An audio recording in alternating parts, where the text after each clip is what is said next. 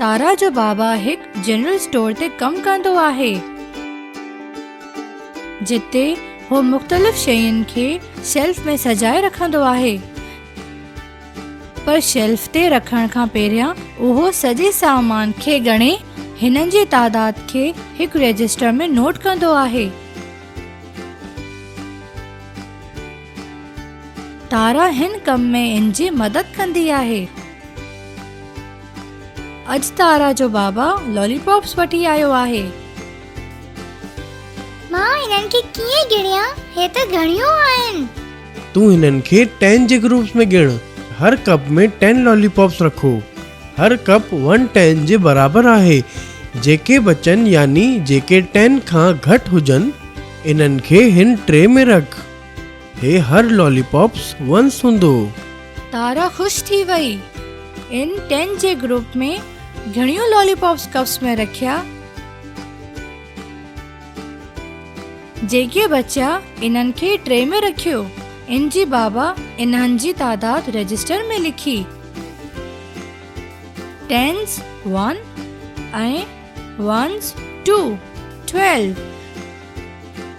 ॿिए ॾींहुं तारा जो बाबा कुझु पेंसिलियूं खणी आयो। तारा पहिरियां वांगुरु 10 जे ग्रुप्स में पेंसिल्स खे कप्स में रखियो। जेके बचियूं इन्हनि खे ट्रे में रखियो। इन जे बाबा इन्हनि जो तादाद बि लिखियो। 10s 2 ऐं 1s 4 यानी 24। हाणे वारो आयो रंगारंगी स्केल्स जो। तारा जल्दी जल्दी इन्हनि खे 10 जे ग्रुप्स में अलॻि कयो ऐं कप्स में रखियो। जेके बचिया इन्हनि खे ट्रे में रखियो। 1s ऐं 10s खे ॻणे पोइ इन जे बाबा रजिस्टर में लिखियो। 10s 2 ऐं 1s 9 यानी 29। दोस्तो, तव्हां ॿुधायो, What is the place in of each digit in number 42? यानी कहिड़ो डिजिट 10 से प्लेस ते आहे ऐं कहिड़ो डिजिट 1 से प्लेस ते?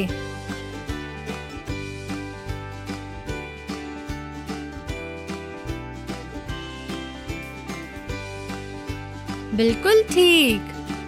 4 जी प्लेस वैल्यू आहे 10s ऐं 2 जी प्लेस वैल्यू आहे 1s। 42 ऐं हे आहे 97। 97 जो कहिड़ो डिजिट 10 से प्लेस ते आहे ऐं कहिड़ो डिजिट 1 से प्लेस ते?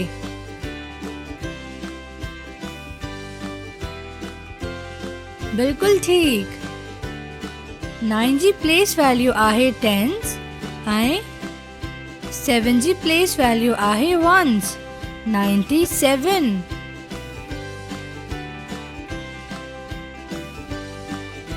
हिन नंबर्स खे ॾिसो ऐं हर डिजिट जी प्लेस वैल्यू ॿुधायो।